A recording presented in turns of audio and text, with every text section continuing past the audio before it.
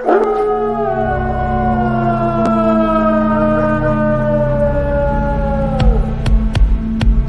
is the American Indians, Indigenous Peoples' Truths. Justice for all, the most dangerous show on media anywhere.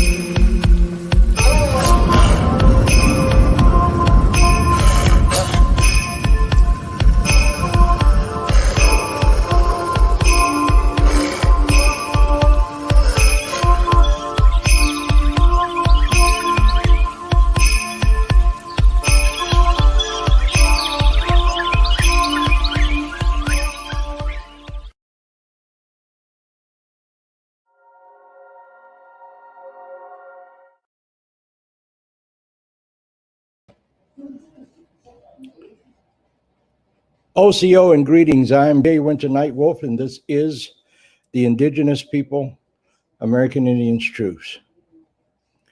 I would first like to pause for a moment to acknowledge the traditional stewards of the land that we reside on, especially their ancestors, descendants, and all Indigenous people who live now and have ever lived.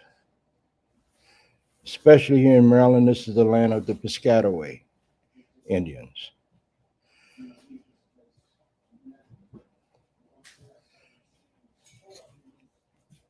Before we go to the news, I would like to acknowledge also the passing of one of our elders. She was Shawnee from Oklahoma. She lived in the Washington metropolitan area for many years, and she was one of the founders of the American Indian Society of Washington, D.C., Karen Collins. We funeralized her last Saturday, and it was a very heavy effort on my part to speak, but I was more than happy to speak about her. What a great woman she was. She did boarding school in Oklahoma along with Wes Studi, and we will always miss her because she was such a formidable force for American Indian people everywhere, but especially here in Washington, D.C. Karen, we will see you again one day. Welcome to the show, everyone. I'm glad you're here. We're going to go to news from Indian country with Judge Don Walker. And after the news, we'll come back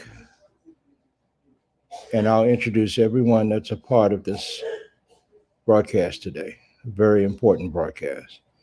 Don't go away. Take it away, Don.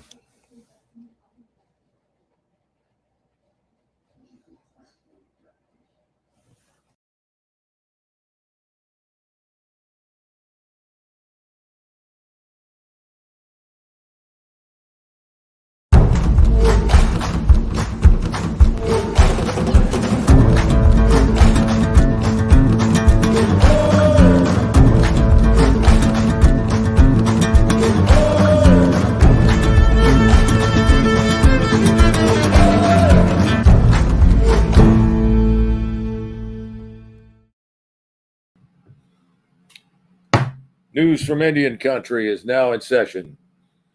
Osio, Agi Dohi, Agi Lahi. Hello to all my brothers and sisters across Turtle Island.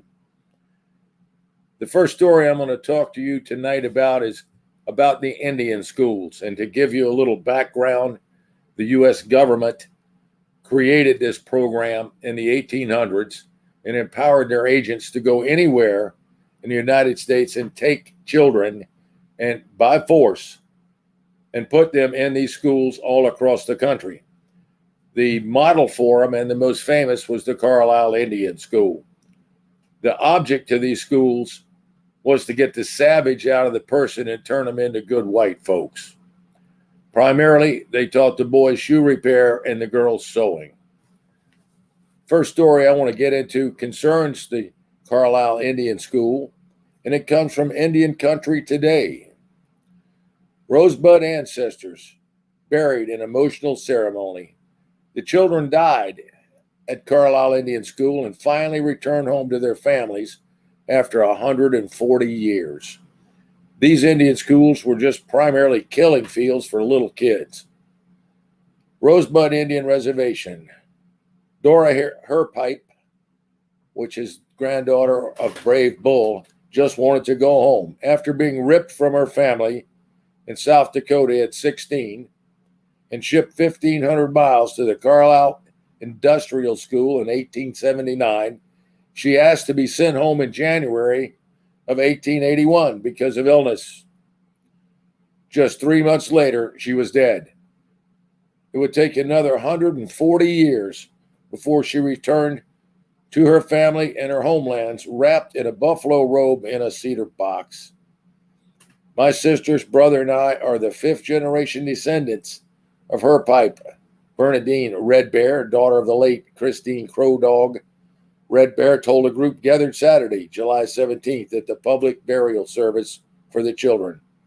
We didn't know we had a relative at Carlisle. We are the only living family members to take care of our relative. Dora, the daughter of Brave Bull, was among 9 ancestors to make it home last week, more than a century after they died at the notorious boarding school. They were escorted home to Rosebud Friday, stopping first at Whetstone Bay, where they had taken a steamboat to Pennsylvania in 1879. On Saturday, they were finally laid to rest at the Rosebud Indian Reservation with public and private ceremonies, prayers, and honor songs. When I went to Whetstone Bay, they told me this was the last time they saw their relatives, Red Bear said at the service. I can only imagine her saying in Lakota, "Mother, I don't want to go. Father, help me. I don't want to go." We have our children and our grandchildren here with us today, Red Bear said. How would you feel if someone just came and took them away from you? They're cowards. They take children and they do this to them. Today, I'm happy for my mother's tribe and what they did for these children. The children ranged in age from 10 to 18, and I've heard them down as young as 6.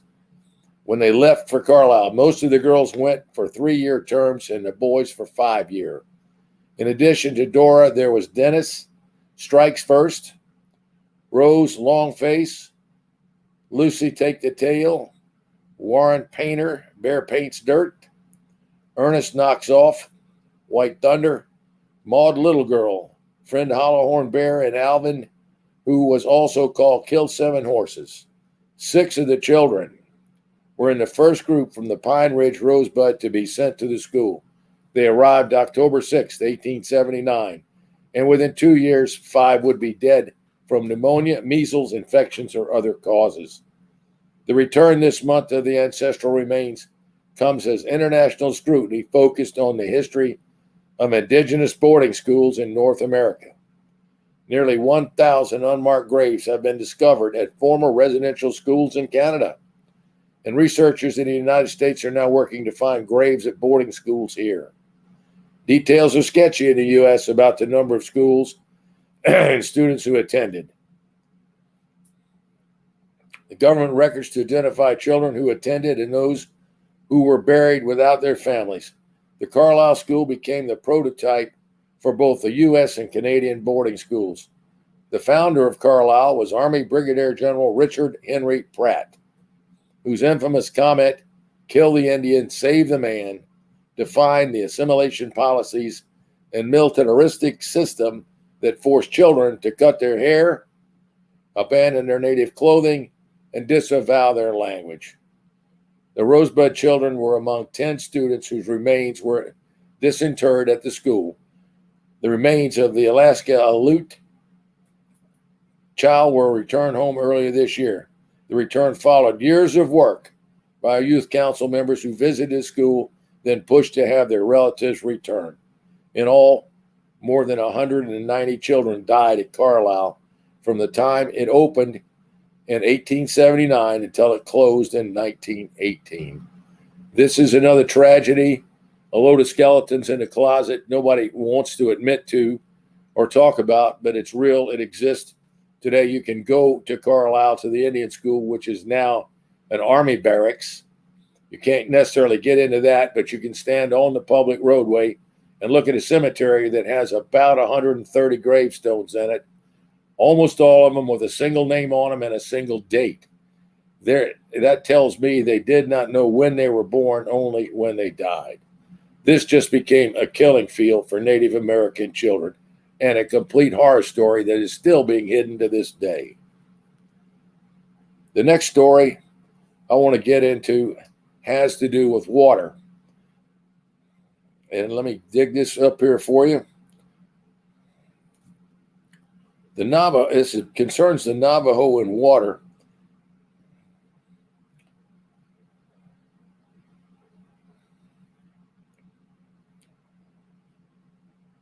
Hang on just a second here, and I will have this brought up here for me.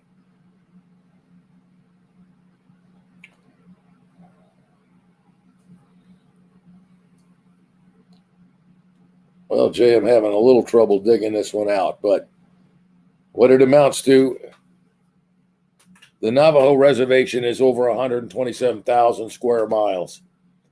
And there is one individual, having lost his job, took it up to become a water warrior and get water to people all over the reservation. As much as about 40% have no water and no access to it. They have to haul it a great distance.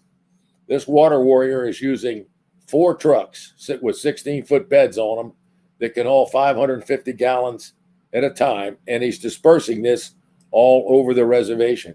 It's become a great success story. Now you're looking at hauling about 2 tons of water each time, but look at the distance they have to cover with this.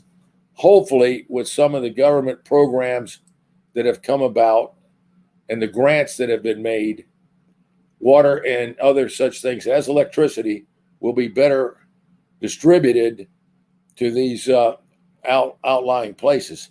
Where this fella is focusing on right now is the Four Corners area, and he's got a pump and he's hauling the water. Many thanks and much credit is due to this individual for his efforts. Jay, that concludes what I've got on news from Indian country. Thank you, Don, for that coverage.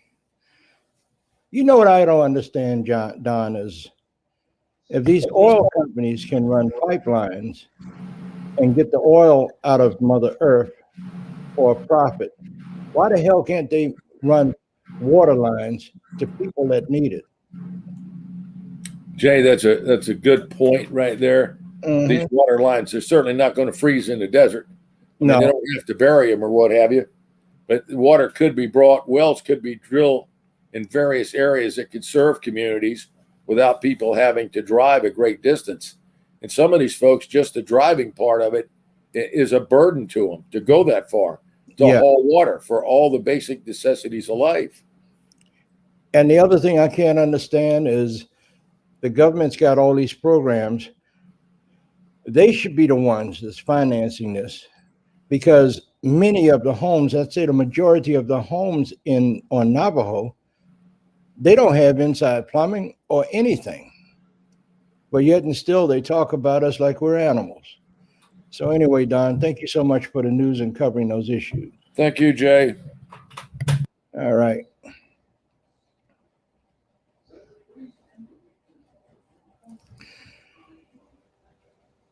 Hello, Sandra. How you doing? Hello, Jay. I'm well. Good. I'm well. I was thinking about the debate that's been going on this week about the lack of water and the fact that there are people who have enough money to go into outer space. Billions of dollars. If what's his name, Bezos and the other guy, the money that they spent to fly up in the air to experience just the beginning of outer space for 5 or 10 minutes is enough money for there to be no homeless in America, and they could take that money and feed so many people. But I guess that's what happens when you got so much money, you don't know what to do with it. I wish I can get an opportunity to talk to Mr. Bezos face to face. And by the time I finish with him, he'll put some money out there to take care of people. Because if it wasn't for people in the United States, he wouldn't have all that money with his Amazon crap. Okay, that's it. I'm finished. I'm not going to go night wolf on anybody yet. Notice I said yet. Native American boarding schools have, also known as Indian residential schools, were established in the United States during the early 19th and the mid 20th centuries with one primary objective of civilizing or assimilating Native American children and youth into European culture.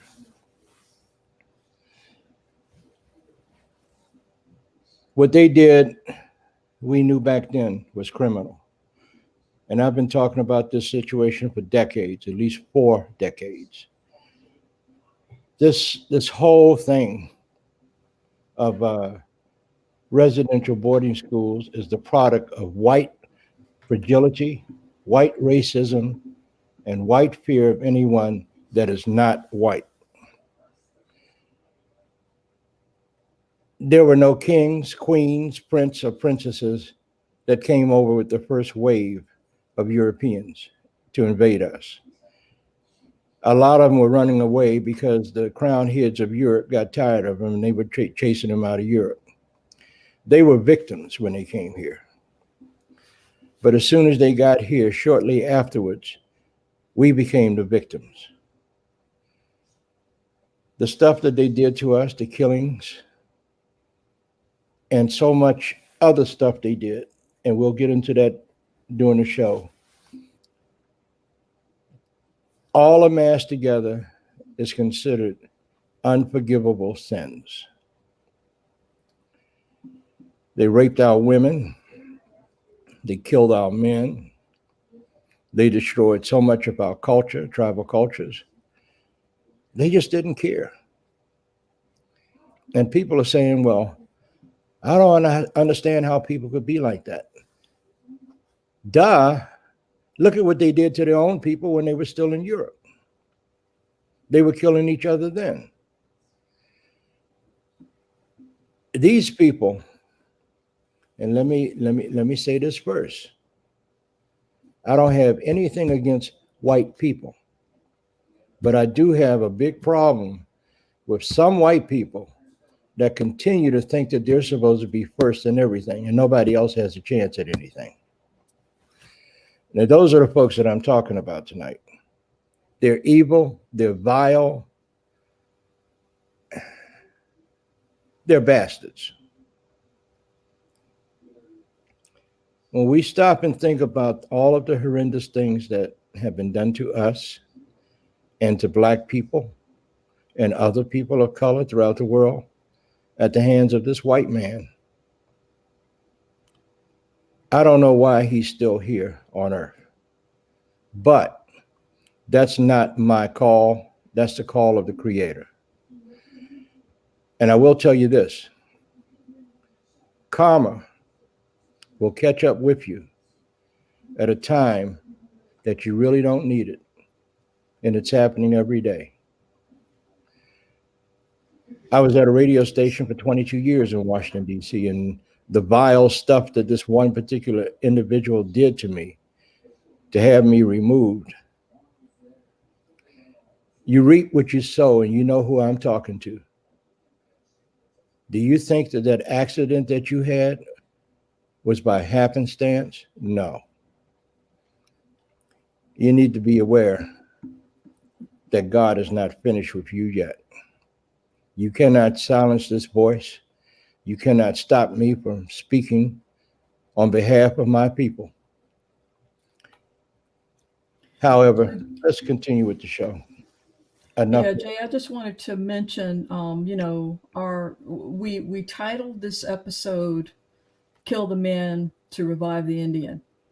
And of course, we don't want men killed, but you know, the opposite slogan, "Kill the Indian to save the man," is what was kind of what was used as support to create the boarding schools, to start the boarding schools, to kidnap and force children to go there, and then of course using, you know, genocidal methods to completely strip them of their culture, and then not even returning them home in a healthy way. So the ones that survived, that went home, the majority of them have a lot of mental problems.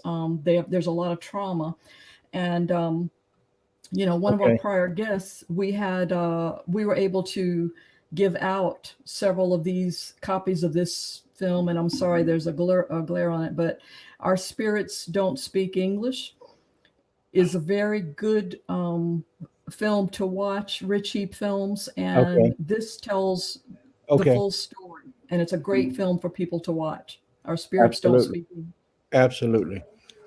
You know, kill the Indian, save the man was the mantra that Henry Pratt used to get the money and the approval of the then United States government to carry out building these boarding schools. And that Carlisle boarding school was used as a model to how to create what he did. They never taught them how to do anything other than become servants, because Henry Pratt, excuse me, along with Thomas Jefferson Morgan, who was an Indian commissioner back in that time, were both racist white men. Over 10,000 people were murdered in boarding schools. And like one of my brothers has said, we are no longer accepting apologies, only change behavior. Change behavior. Yes. Yeah, we got some great guests to comment about this. Mm-hmm. All right, so let's get started. We have a lot of guests on tonight, and they all have their stories to tell, from personal experiences, from even one of the guests who was a victim of the boarding schools, and their ancestors, such as their moms, their dads, their grandmas, grandpas, great-grandmas, and great-grandpas, actually were victims of the boarding schools. So let's bring the guests in so that we can talk to them, introduce them, and let them tell their stories tonight. You know, I usually have a lot of questions prepared, but I don't think we're gonna need to prepare questions tonight, because these people, they live this life. So we have with us, I'm gonna call him as I see him, Mary Myers, who is a member of the Topanegos tribe in Utah. I have Gerald Canoyer, and my good friend, his wife, Diana Canoyer. We have Waleem, better known as Professor Morgan J. Peters, University of Mass, Dartmouth. Raymond Two Hawks Watson. Is that you, Leon? Leon Leader Charge from Pine Ridge, my nephew.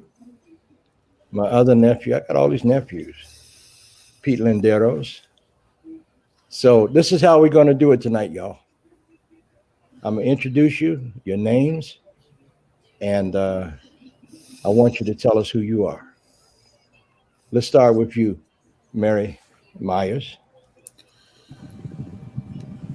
My name is Mary Murdoch Meyer, and I am the chief executive of the Timpanogos tribe. We live here in Utah on the Uinta Valley Reservation. Okay. Now tell us a little bit about who you are and what you do and what you have to say about these Indian boarding schools, Mary. Well, my father went to boarding school, and he really wouldn't talk about it much, but he was military trained. My uncles talked more about it, and they had to every morning get up when a bell rang, run downstairs and line up for their tablespoon of castor oil, which caused my one uncle to never be able to eat fish again. And the other uncle, he hated it because they only used one spoon for all the children. So if you got behind somebody with a runny nose, they didn't even wipe the spoon. They just gave it to you anyway. And they used those heavy clothespins to put on their tongues if they spoke their tongue. The thing that is most disheartening to me is the loss of language, because there's so much embodied in the language that when it's gone, part of your culture is missing. And so we're working on trying to restore that, and that's kind of where our focus has been, is with the language. As far as all the children that are missing from here, they went to Carlisle, Haskell, and the Teller Institute. So as far as did they run away, or were they killed, or are they laying in a grave somewhere, we don't know yet. That is something that we want to research and see if we can find where those missing children are. When you lose your children, you lose part of your life. Yes, Okay. definitely. All right. So now I'm going to go to unmute Gerald. I'm going to go to Gerald and Diana Canoia. Ladies are first. Diana, how are you tonight, my sister? Very good. Thank you very much for the invitation. Diana Knoyer, Executive Director of the National Indian Education Association, Oglala Sioux, from the Pine Ridge Indian Reservation. And my good friend.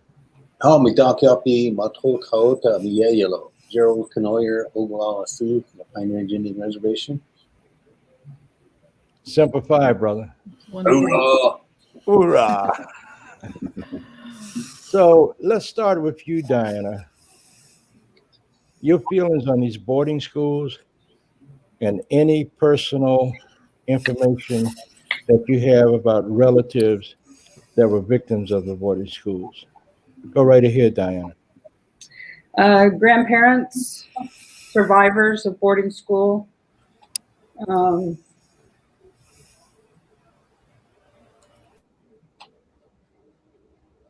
They went to Haskell when it was a high school and the vocational school. Went to Oglala Community School in Pine Ridge.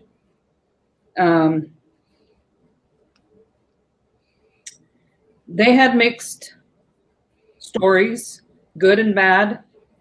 They went in the 19 teens and 20s. So it was a toss-up. Do you want to live on a reservation with rations and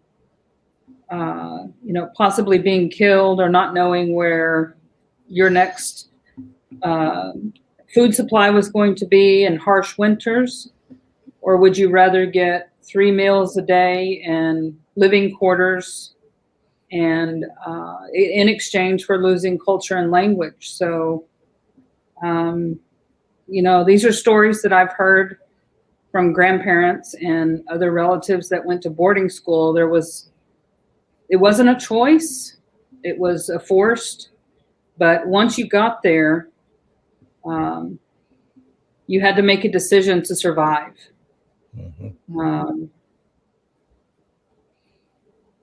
I always say that I'm a product of federal policy. I was born and raised in Dallas, Texas, not on a reservation, and not knowing culture and language because of assimilation and federal policies, and one of them is boarding school. I now work for a national Indian Native organization and trauma informed and historical trauma, educating myself, but also using the knowledge I have to educate others, informing and educating non-Native and Native folks. But it's about helping us heal internally so that we can, I don't want to say move forward, but so that we can thrive and we can grow. And that's where a lot of us are right now. We are stuck and we can't thrive and we can't grow and we can't prosper. Not that we don't want to, but there's a lot of healing that needs to happen. Absolutely. Thank you, Diana. I know that was hard for you to talk about that. Gerald Kanoya, Yes, sir. tell us about your experience that you had.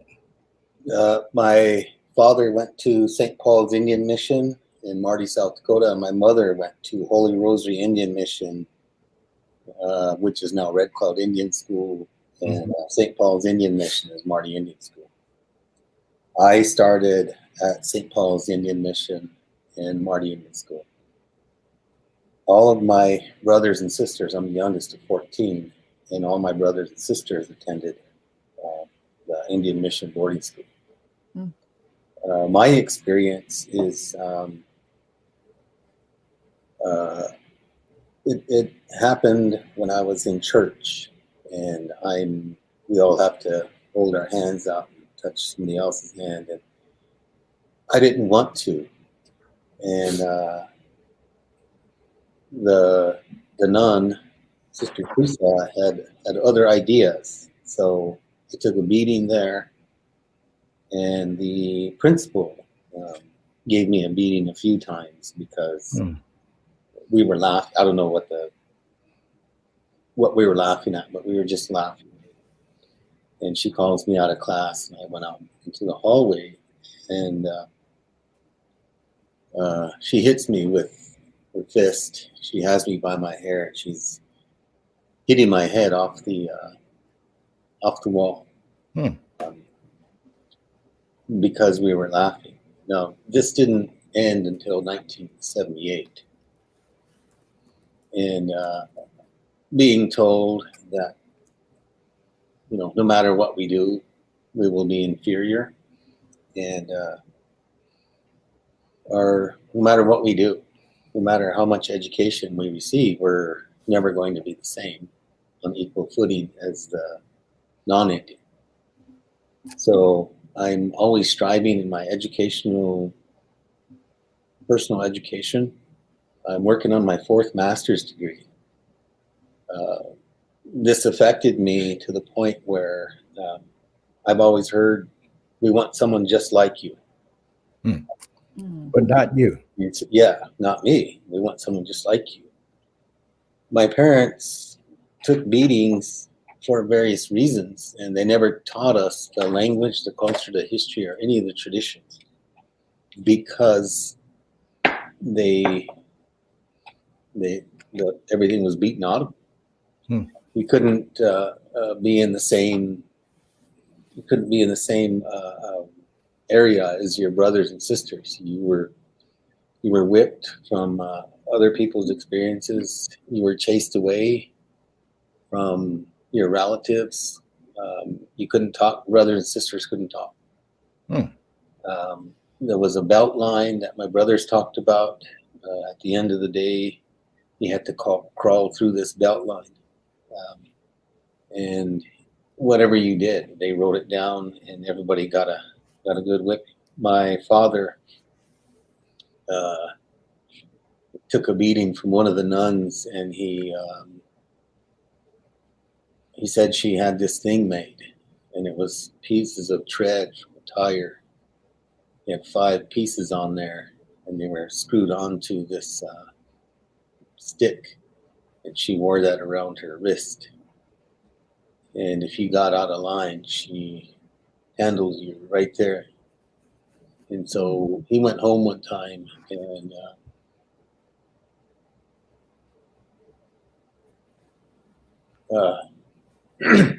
Take your time. Take your time. My grandmother got to see the welts on his back. And she cried about that. And that's what they wanted to spare us from as much as they could. So today, we're still suffering from those effects of no matter what we do, the color of our skin is always going to hold us back, and we'll never be equal, no matter what our education level is.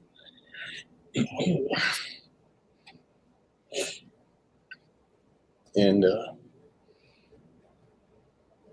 that's why I'm continually going back to school, so that I can get a job that I want.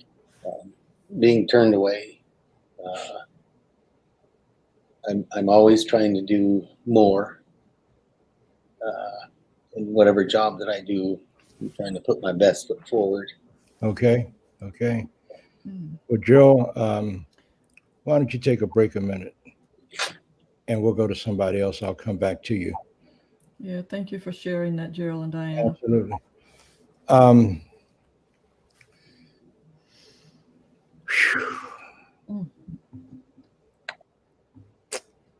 Imagine if it was your kids.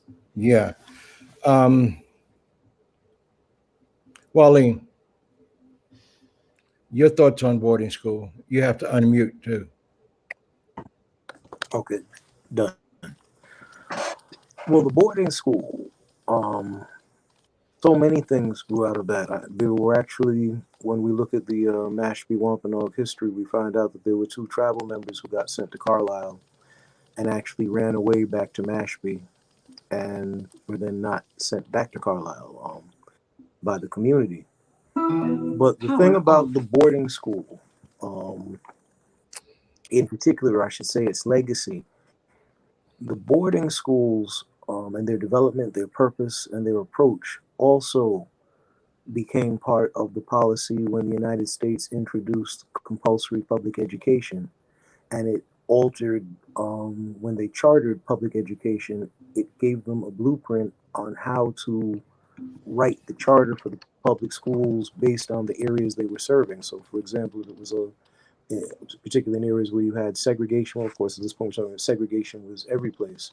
It was a school that was serving people of color, then it had one purpose. It was a school that was serving poor white people, then it had a different purpose. And it was a school serving basically middle and upper class white people, then it had yet a third purpose. But when you look at the charters that were given out to schools that were largely, talking in the Northeast, Native populations, Black populations, it was a similar kind of mindset where this was about reprogramming, reorganizing, developing and imposing the white supremacist point of view and mentality into the thoughts, minds, and hearts of the children.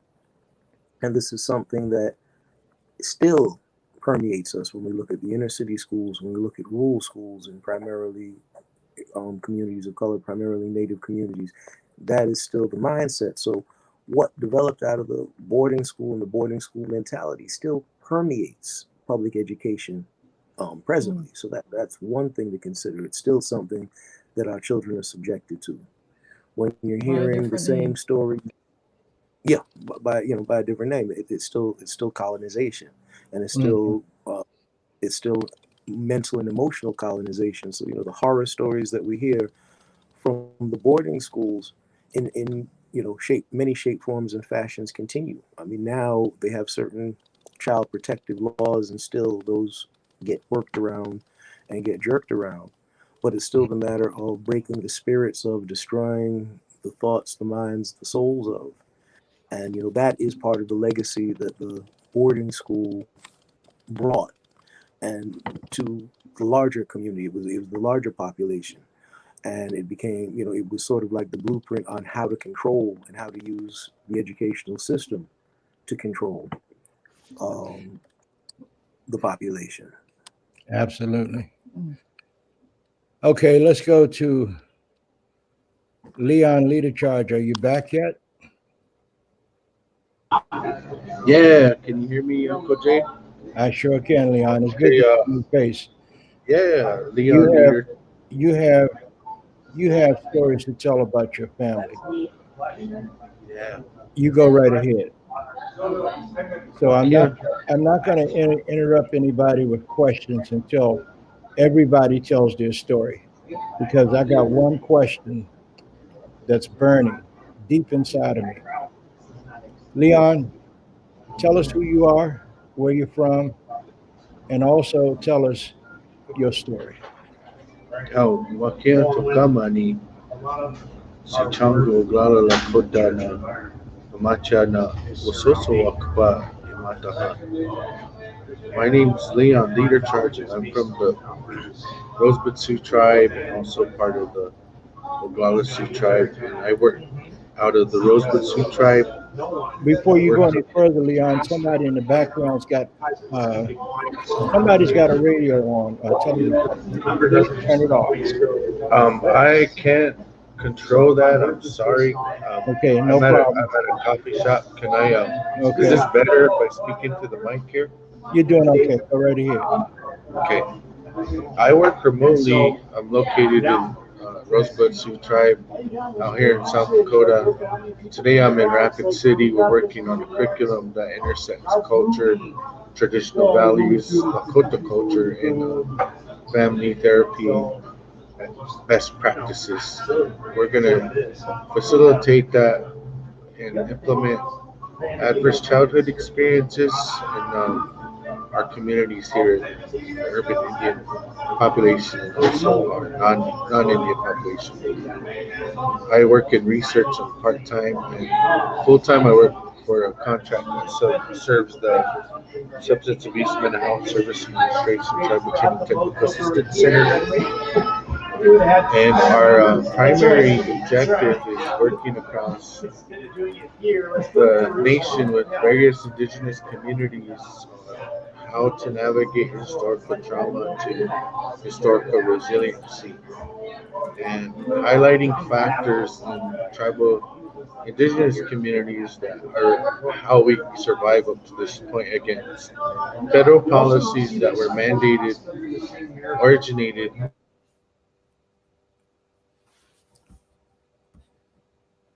Okay. assimilation. So I work primarily with substance misuse, mental health, suicide prevention. So thank you. I might add too, Uncle Jay. My dad, he was a product of the Oglala school, boarding school. My mother, she went to St. Mary's boarding school, and both of them have had some healing to do. And to this day, my dad shared with me recently, he's 67 years old. He just learned how to accept who he was. And that has been erased from him. He asked Grandpa why he wasn't taught the Lakota language, and Grandpa said he had a branding on his thigh. He said, this branding was allowed for us to get our monthly rations at the beginning of the month from the federal government. It was a number we had to show. And I don't want to teach you the language because we had to have this number branded into our thighs, and also we had to attend the weekly church service to get our monthly food. Starvation was very common, people dying from disparities caused from nutrition deficits was very common. Alcohol and drugs were introduced in the earlier century, and today we're faced with suicide, hopelessness, how common it is. So that's my forefront. I work in addiction counseling and prevention, and also my background's in education administration, utilizing educational platforms such as this dialogue here to reduce the impact that these federal policies have had on my people. Okay. Now, Dad also said that when Grandpa and Grandma would go to church in the daytime, The Indian Defense Act was enacted in 1883 and didn't allow for ceremony to be conducted. But Yeah. at night, woke up in the middle of the night and his grandma and grandpa were gone attending ceremony down below by the creek, out of the eyes and ears of the Indian agents and the government workers. That when you were get caught participating in the ceremonies, you were more than likely sent to the Hiawatha Insane Asylum in Canton, South Dakota, where there's a mass grave there of who knows who died there, what spiritual leaders died there, what medicine people died there. That's still yet to be talked about. But any of you can Google Hiawatha Insane Asylum, check it out. Those types of histories are hidden from mainstream curriculum. We did introduce a bill in state legislature to mandate K through 12 education about who we are as Lakota people. In our homelands, we come from the Black Hills here in South Dakota. Our creation story says we were here from the beginning of time. We never migrated here. So those are my stories, our ceremonies, our star knowledge coincides with our ceremonies. So that's the oppression and the current we swim against. Thank you. You're very welcome, Leon. This is, I'm sitting here with tissues in my hand. Raymond Two Hawks Watson, your story. And I'm going to save my comments for everybody until after everybody has spoken. Raymond, go right ahead. Unmute, Raymond, you're muted.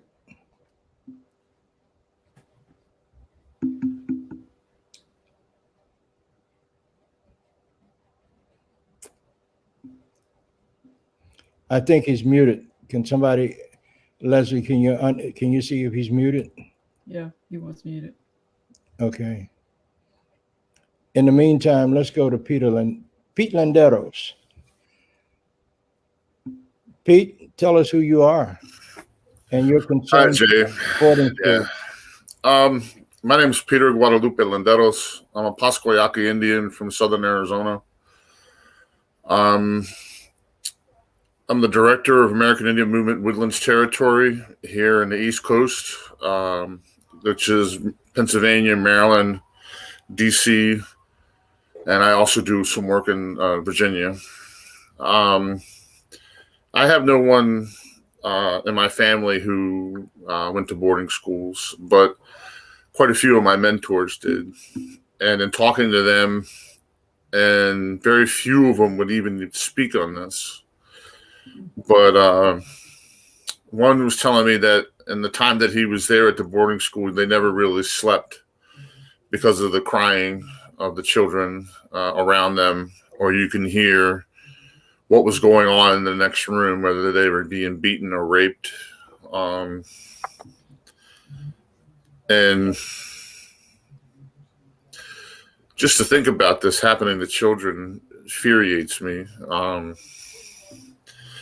And to hear people talk, well, this happened in the past, you need to get over it. It's just recognizing the past is to be able to heal. And the truth really needs to come out about all this. There's over 400 schools here in the United States that haven't even yet to be investigated. So I think we're at 15,000 just in Canada right now. I can't imagine how much higher this is going to go. The numbers of children, right? Yes, this is just children, and also speaking with other elders in the community on how they really used starvation as a tool to break these children, and they would only feed them rancid food. And if you got caught stealing, you were beaten or put in solitary confinement. And just this stories are horrifying to be happening to young kids. And from what I understand, you're talking, kindergarten, first grade, all the way up through high school. Myself, I've talked about this a lot in some of the speeches that I've given. And I'm in the process now of doing a fundraiser to try to get an exhibit together to be able to put this in front of the White House, in front of the Capitol building, at powwows, at different functions, to draw more attention to this, with the small orange flags that I saw in a picture that they did in front of one of the Canadian capital provinces, or whatever they call it up there. But in my research with this leads directly, what happened in the boarding schools leads directly to the drug problem, the alcohol problem, and the suicide that happens on Native American community, on reservations. And because when you don't know who you are and you can't find yourself, it makes it hard on you as a person. I can't imagine what somebody would go through with that, because I didn't grow up like that. I can't even think of it. But I know it makes me angry. It makes me sad. That I really want to do something about it. And any money that's left over from this fundraiser is going to go right back into to try to find and funding for these children and take them home, take them back to where they belong, to their own people, so they can lay and rest. Yes, lay and rest in peace, because they certainly didn't have a peaceful life when they were here. Raymond, talk. Sure. Apologies. Comment for a little later. Sure. Apologies for the settings issues, and let me greet everyone properly. That is to say, Aquanini Tampaga Skata Squamson, Nutuis Nisu Wishuanag Tomachipag Nahigan. So that is to say, peace be unto you, friends. How are you doing? My name is Tuox. And from the Nahiganset people, specifically the Mashipaga. First of all, I want to give my honor and respect to everyone who shared their story before this, because those aren't stories. Those are your personal narratives and the experiences of your ancestors. So I want to make sure that I'm honoring that, respecting that, and just saying, that my heart and my spirit are with all of you for such a horrible treatment to children, of all of these things, for children to be treated like that. I'm from up here in the Rhode Island area, which is New England. So we have a little bit different experience. There were some Indian boarding schools, but in these parts, they didn't necessarily call them Indian boarding schools. They called them more schools for bad boys and bad girls. And what you will find is that they would talk about children in general being sent there. And a lot of times they tied it in with these children being poor. So it would basically take poor children and send them off to these schools. And there were two in particular, well, three. First, they were sending them in the early 1800s to a place called the Taquatan Juvenile School, I believe. And Taquatan is a Narragansett term. It means the scant boundary mark, I think. But once that place came under scrutiny because of the way it was being managed, they then created two new institutions. One, the Sacanasset School for Boys, and the other, the Oak Lawn School for Girls. And these were known as very tough places. Basically, if you weren't doing what you were supposed to do, you were shipped off to these locations. Now, I did a little bit of just asking around over the past couple of days. Had a very, very deep conversation yesterday with Darryl Black Eagle from the Pecasset-Pokanoket tribe, who told me that his grandfather had been shipped off to the Sacanasset School for Boys, and that they called it the School for Bad Boys. And that his grandfather had told him about the terrible times they had there, all of the misuse and mistreatment, and kind of how that impacted him to the point where, the brother said with the Mashpee family, they ran away. His grandfather ran away from that school. Now, when you start to do research, particularly on Sacanasset, of course, they try to do the branding change and then try to paint it as if in the 1930s, when all of the wars were going on, that it became a positive place, and they state because the boys that got sent there knew that they would get 3 square meals a day. So to me, that says, if that's what the strongest selling point you have is that, well, you were feeding people regularly, how terrible were these places? So we have, like I said, our experience here in New England, but I want to make space, like I said, and specifically acknowledge the experiences that our family out west, further west from us, had. Because as I hear the stories of individuals who went through it themselves or who had close relatives within the past generation or so who went through it, it's infuriating. It just really, pulls on your heart to think that individuals could treat of all other form of man a child in that way, where you can hear from the next door the child getting raped and you're a child. Like, to me, it's just unfathomable. So I just want to honor you all once again, Jay. I want to thank you for the opportunity to be a part of this very important dialogue. And I'm truly humbled to be here with you all. I want to honor your strength for continuing to persist past that. And I'm going to stop my speaking now because I think I'm in a place where I really need to do more listening and honoring the experiences that have taken place. Okay. Thank you, Raymond. Thank you so much. I can tell you that my mother's people, a Cherokee from South Carolina, and my mother's people were the Cherokees that refused to go on the Trail of Tears. They went up in the mountains and they fought off Andrew Jackson's boys. And they would not go on that trail. But what I'm also feeling is that so many people never bother to find out what's going on in another person's heart. And these white people, I'm not going to hold my words back tonight, were some of the most vile and evil people that ever came across the Atlantic Ocean. I see,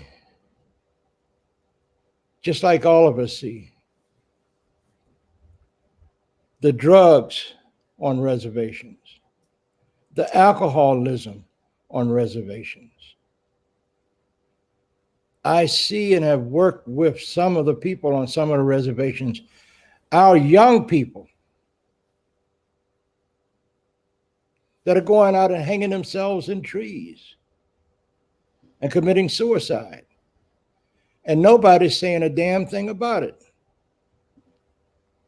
I got a call about 3 weeks ago from a friend of mine up in Pine Ridge. Said, Jay, one of our little girls hung herself. I said, how old was she? 9 years old. But let me tell you what the whole seed of this is. This experiences with these boarding schools have created generational trauma. Indians are not bad. It's in their DNA through their parents, their grandparents, and even great-grandparents. This whole idea of these boarding schools and the Catholic Church being involved is the worst thing that ever happened to us. Because they came from a place and they were ordained through the Vatican by the Pope then. And this Pope, I think his name was, it slips my mind right now, Pope Innocent, issued a Catholic edict in 1452 to white European people, telling them that you are not ordained, but you're sanctioned by the Catholic Church to go anywhere in the world. And should you meet people that don't look like you, act like you, think like you, and refuse to convert to the Roman Catholic Church, you got the right to enslave them or kill them. And anything that they have that you want, you got the right to take it from them as long as you give 20% back to the Roman Catholic Church. So this whole thing, this whole religious BS is evil. There's no other way to describe it. And now we bring it up to today, you see all these white senators and congressmen. If you just take a look at them, they look evil.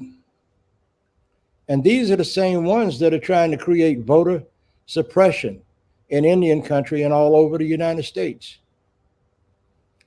These are the same white bastard knuckleheads that continue to believe that if it's not white, it ain't right.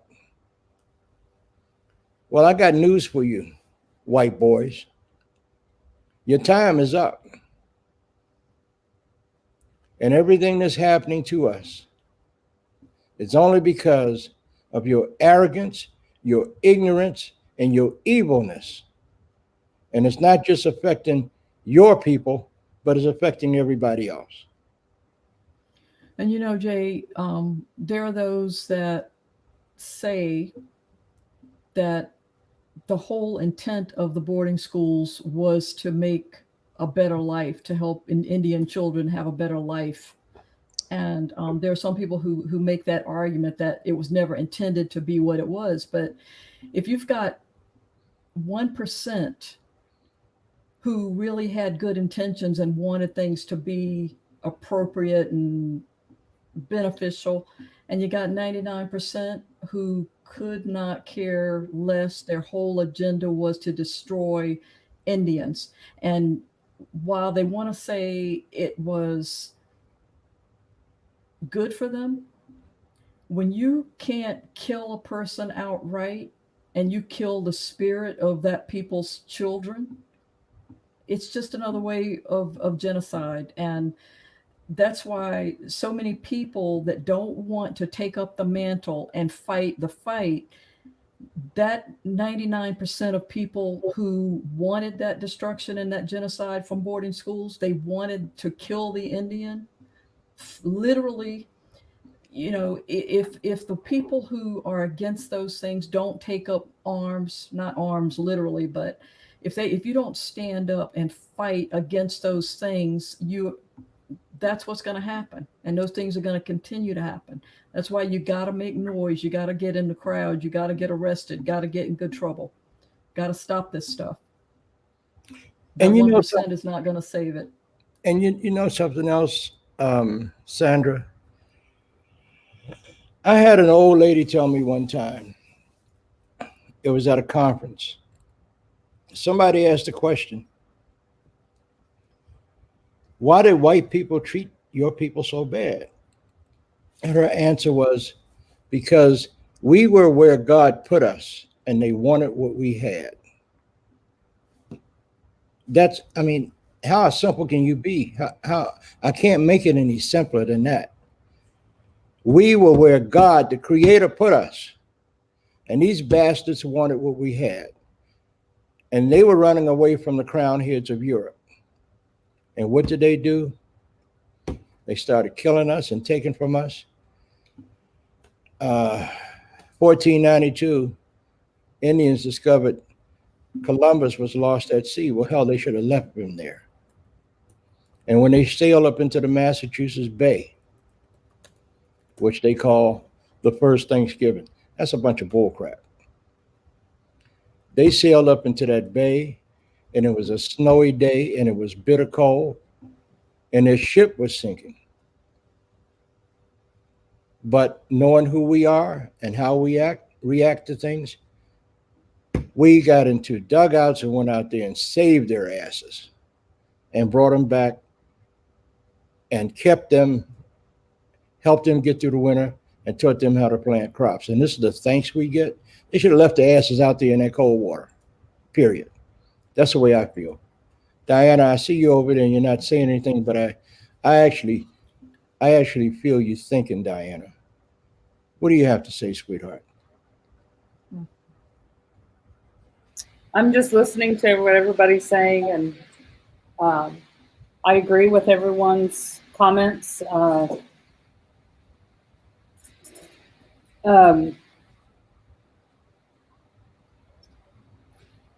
Like I started in my story, you know, I have history, but my story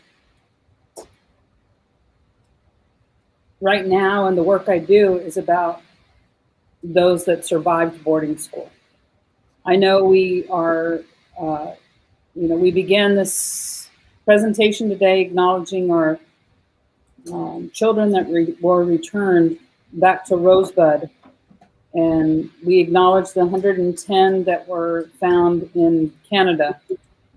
And I believe someone mentioned the other hundreds of children that were killed and buried in unmarked graves. But the truth of the matter is we've got to begin acknowledging the children that are now adults that survived, and the children that are currently still attending the 15 boarding schools that are funded by the BIE, and the boarding schools that are funded by the Catholic churches still. The mentality still exists. It might not be physical abuse, but there is still mental and emotional abuse that's going on in other boarding facilities that our children are attending. And trauma is not being Addressed. Thank you. Healing is not being addressed. Acknowledgement of historical trauma is not being addressed. And that's the work that I do. That's the work that I've been doing for the past 8 years with NIEA. So all of our stories are great, but we have all talked about the past, and we need to talk about the present, and we really need to start talking about educating and informing policymakers in DC and in all of your states about the future. I know what has happened, and I'm looking at the website, the National Native Boarding School Healing Coalition. Mm-hmm. Over 400 schools. I know that, and I don't dismiss or disrespect those that passed away. But we have got to start talking about, and the acknowledgement and the recognition of wearing orange and discussing this matter did not become an issue until about a month ago when the children were found in Canada. Right. And what about the children that are survived, that are alive? My husband would be one of them. The children that are survivors that are now grandmas and grandpas and aunties and uncles, and even the children that are just graduating. That's the acknowledgement and the recognition that I want to put out there right now to whoever's listening. Yes, Where do we terrible, go from here? Where do we go from here? Yeah. Well, where do we begin going from here is standing up and acknowledging yes, historical trauma, I get it, I know. But when someone tells us you've got to move on, then say, yes, we are happy to move on, but we can't move on until we begin healing. And for us to begin healing in our education systems, we've got to be able to talk about it. And that's educating and informing our teachers, educating and informing the policymakers at the state level. This critical race theory that's going around, this conversation, it's a politically charged conversation. You tell folks that push this and say, we can't talk about it in school because of critical race theory and the banning and the law. Well, this conversation that we're having right now has nothing to do with critical race theory. We are not a race. We are not a minority. We are political entities. Yes. We are allowed to talk about these issues in our classrooms and in our school buildings. Until we address what has happened in the past, we cannot thrive as nations. Fix the foundation. Yeah. Mary, I see, I'm watching you the whole time. And I see you nodding your head because I see it's something deep inside of you that you want to say. And yes, we can move on from here. But we need to acknowledge what happened in the past and don't harp upon that, because it's nothing we can do to change the past. But we sure as hell can do something about the future. Mary, what's your thoughts?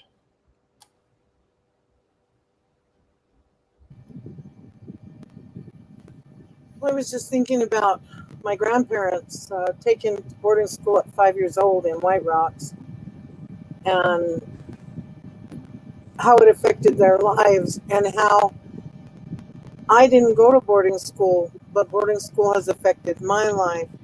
And the generational trauma that she's talking about continues. And there has to be a place of healing where that we can get past these things and move forward into a better tomorrow, because it's killing people, the suffering, the pain that they go through, that they've suffered. And it's really, really time to look to the future. So I agree with what she was saying 100%. We need to look to tomorrow and hope that we can bring healing to those that have really, really suffered, because we're all suffering from it.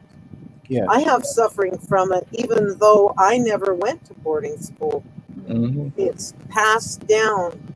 The things that happened to my father were passed down. His trauma that he went through has affected all of us. My grandparents, their trauma, my uncles, our whole family. You get devastated with these things, and it's really, really time for healing. Yes. That's And you what's in know, my mind. and you say to yourself, the cause of it, and once an Indian opens his or her mouth and said it's the white man's fault, it is the white man's fault. But you know, you can't blame that white man for everything, because he had some help with this. But we need to find the solutions, and the solutions are in each and every one of us. Gerald, go ahead. Well, our grandparents, my grandparents were cheated out of raising their children. And my parents raised us the way that they were raised by the non-raised. So we did the same thing. We raised our children the way we were raised. So you do something wrong, you think something's funny, whatever, you can't laugh, you get a beating. Those are the things that were handed down. And it took a while before I got the hang of how to raise my children without without whippings, so sitting down and talking with my kids. From the time they're little, they're walking. So all of those shaken baby syndrome, all of that sort of stuff that's prevalent on our Indian reservations goes back to the way that we raised. And we hand that down. Anybody that was raised in Indian boarding school will take that method and do the same thing. If you were molested or raped, you're going to do the same thing in your own home or out in the community. So all of that becomes more and more prevalent. So I'm always thinking about the things that my father talked about. Yeah. Until 1972, 73, we moved into the first housing units on the reservation, 1974. And we had one person that may drink in the family. But once you put everybody together, now you have a whole crew that they all from one house, there's a drunk. And then that goes on to the next, to the next, to the next. And that's from the 1970s. Well, you know, I'm going to tell you something. This traumatic trauma is a beast. And we need to find a way within our people to break this cycle. This is what we need to do. We can't count on the white man to do anything for us. We need to take charge of our lives, take charge of our children's lives, and do what we have to do to not just to survive, but to survive with a smile. All these things that happen to us, there are no damn smiles. So I'm going to ask Raymond, what would you think would be? I know you don't have the whole answer because nobody has the whole answer. What would you think would be a good starting point for us as Indian people? I think what's going on right now, telling our story. I think in many ways, indigenous folks have been kind of pushed to the side, romanticized, historized, to make it seem like these things that are, like the sister said, affecting us right now and live in a well right now are almost magical, almost like fairy tale like those weren't someone's ancestors. So I think that, and this is just my, younger listening, the first step is actually telling these stories so that people realize that this actually happened.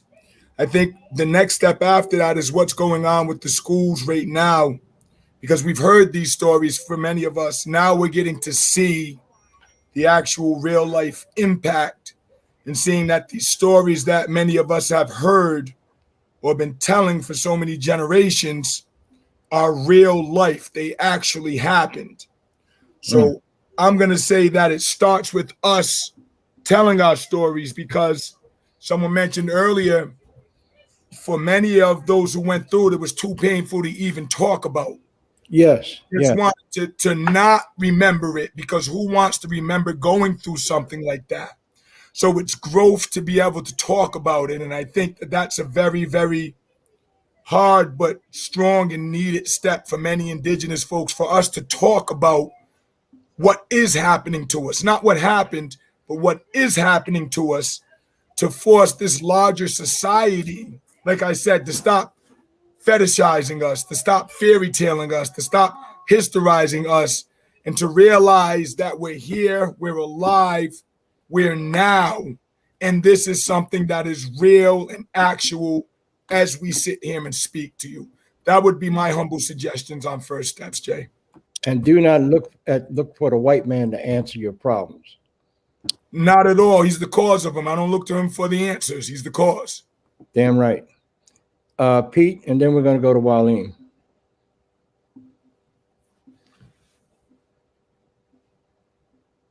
Can't hear you, Pete. Unmute. This is what I'm talking about doing. This display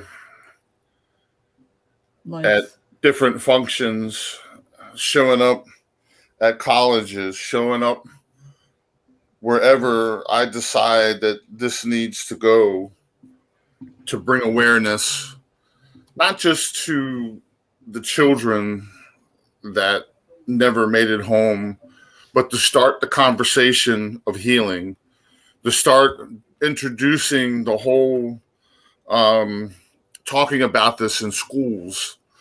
Because the only way we're going to heal from this is to speak about it and to get it out there and tell everybody on how this ties into our community, where it's the drugs, it's the alcoholism, it's the gang problem we have now because of what was somebody afraid to talk about or to instill in their children. I mean, I know in my lifetime, I've heard a lot of bad stories about, child abuse on reservations and things of that nature. Well, that's learned behavior from your grandparents who went to boarding schools, or your parents who went to boarding schools, or your uncles, or wherever it may be. And we have to bring up the past to heal what's going on in the future, because it's all tied together. Yes, it's all part and parcel of the same package, and that's the only way I see about going about it. And keeping this fight in front of everybody at all times. And somebody said earlier, we're no longer accepting ignorance as an excuse. You're right. We as indigenous people now have to demand respect for us, our ancestors, and for our children who are growing up in this world today, so that they no longer have to go through the issues that we did growing up, whether it's because of the boarding schools or because my skin is too dark or you don't look like me, so how can you be like me? The biggest thing I had to grow up with is I was in between. I had very tan skin, and I had to fight the white boys in the morning and the black kids in the afternoon, and it became an everyday thing. So we have to break this whole monotony by visiting the past to bring it current to the future and how it all ties together as a people. Yeah, we need to break the cycle, and that starts with us, and heal the present. And there's a lot of healing that has to be done. Waleem, your thoughts? And then I want to go to my friend, Don Walker. Waleem? Most definitely. Okay. Most definitely, we need to recognize, embrace, and acknowledge, heal with our past, with the pain, but we also need to look at the present. Earlier, Ray had mentioned the habit and tradition in our region of sending people to the reform schools. That's what they used to do in Mashpee as well, by the way. They still do. They still have the bad kid schools. They now give them slightly different names, but it's still the habit. It was still the habit in Mashpee. It is still the habit in I see it happening in Pawtucket. I see, when I look at the public school situation, it's the same thing that's going on. Kids are still being sent away. What do we do with the regular public schools? Look at who leads the list of disciplinary action. Whenever you look at a school, how is it that you have 3% of the population receiving 90% of the discipline in a school? Why does this happen? How does this happen?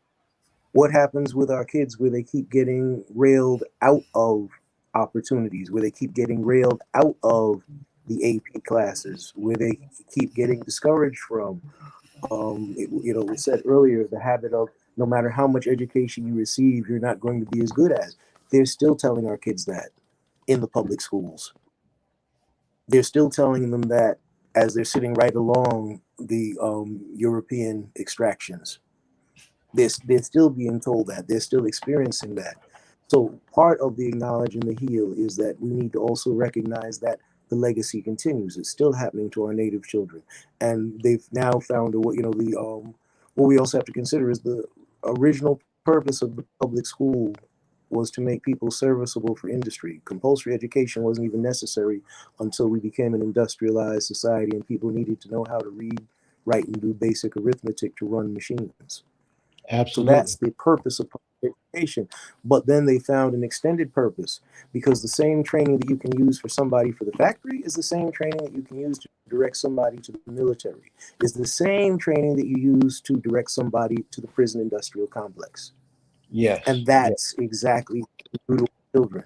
This is why even if they, even in terms of when they talk about busing in the exchange, that's fine. You send our kids to the upper middle class, lily white high school out in the suburbs, and then what happens is our child becomes targeted. All of a sudden, our kid's the one getting detention or suspended and has a record a mile long. So, and the way that they play that game, by the way, in public school, when the kid keeps getting in trouble, that's because it doesn't matter if you're an A student. If you have a disciplinary record that's like 6 or 7 pages long, you could be an honor student, and the colleges are not going to accept you. And that's exactly what the public school try to do to us. So the legacy continues. I'm sorry, let's end with that. No. I just had a thought. We don't have time to. Okay. We don't have time tonight to cover this completely. Would you all be willing to come back again in the future we're going to be on a hiatus for the month of August, but September, I want to do at least 2 more shows on this. I'm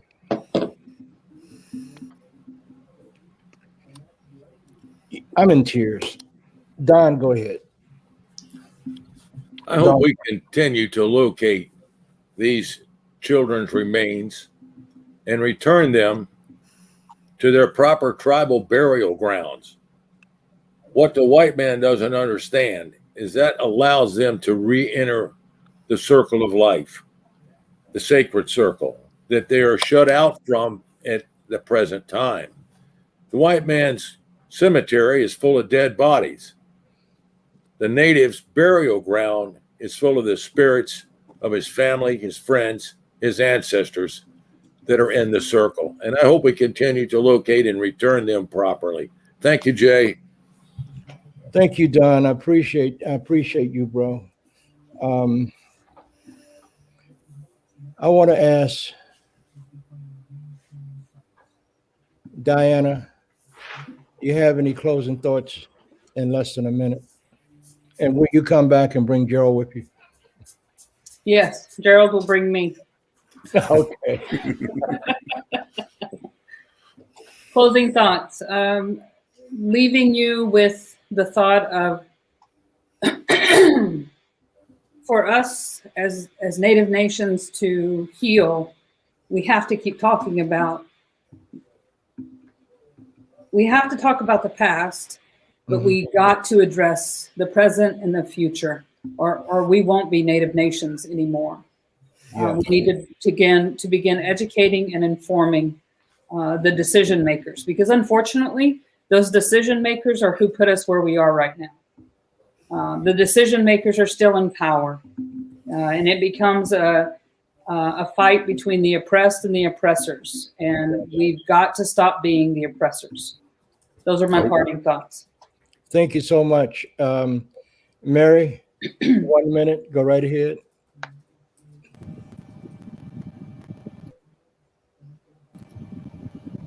I just have to agree. We have to look to the future. And the only way to do that is to know your past, know who you are, and bring pride back into being who we are. Yeah. Too many young people are dying, of killing themselves with drugs and alcohol.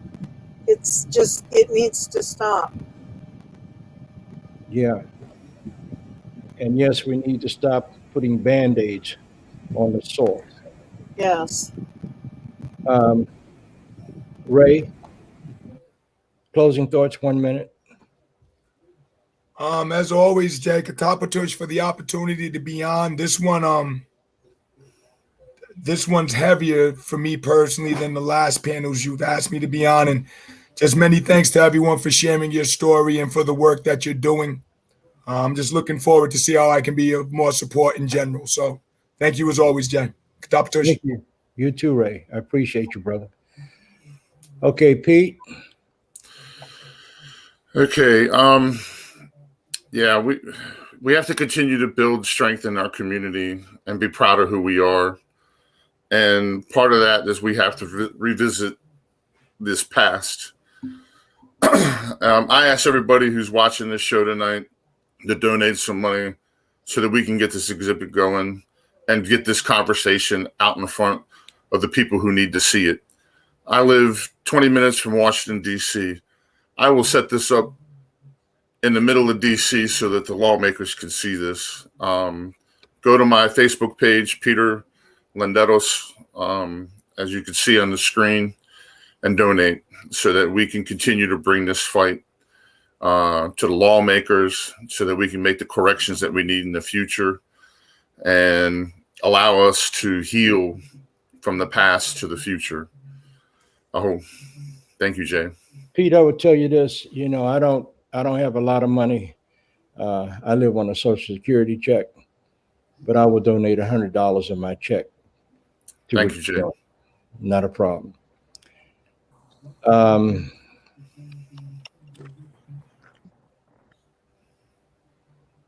Sandra, you got a closing thought?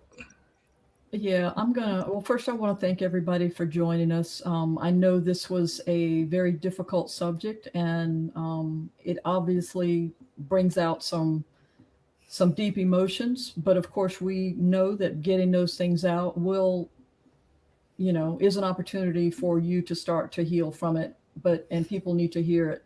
I'm going to repost on the Winter Nightwolf Productions page a short video that I made of a CBS FBI Most Wanted episode that really, really covers this topic very well.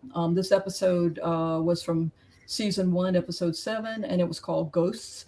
And it starred Nathaniel Arcand, Martin Sensmeyer, 9 or 10 other Native folks. It was a great episode, but it really covers how the trauma of boarding schools is passed down through multiple generations. So I made a short video of it. You can watch the full episode, CBS FBI Most Wanted, season 1, episode 7, but I'm going to post a short about it because I think it really does a great job in helping you to understand how this happens and what it means and how it affects us now. Thank you, Sandra. I want to also say thank you very much to my executive producer, Leslie Fry. I'm sorry. Again, you did it, sweetheart. You did it. I thank you for being patient with me because I am not the easiest person to get along with. I'm the first to admit that. Shut up, Pete. You too, Sandra. Don't start anything. But I want to say to all of you that I love you. I love you all. And I hope to see you again in the near future on the next production of this Indian boarding school thing. Waleem, I love you, bro. I love all of you. We need to all, in our own way, pray for each other and pray for our people. That's what we need to do. And never forget who you are, where you came from, and where you are now, and where you want our people to go. This has been a tough one. So I'll say thank you, Renee Reynolds, for your comments tonight, and Marina and everybody else. If you like this broadcast, go on YouTube and like it and leave a comment. We need to get 50,000 people to view this show on a regular and continuous basis. So my sister, Marina Hernandez, thank you so much. And all of you. I will close this by saying what Grandpa used to always say. It's not about the color of your eyes or the texture of your hair or the pigmentation of your skin. It is not about the clothes you wear. It is not about the deity that you pray to and call your God. What it's really all about is how you treat my heart. So in my language, the Cherokee language, I would say, Danada, Goai, Wado. I love you all. Even those of you that make it almost impossible to love. I love you anyway. We'll talk again next Wednesday. Thank you so much.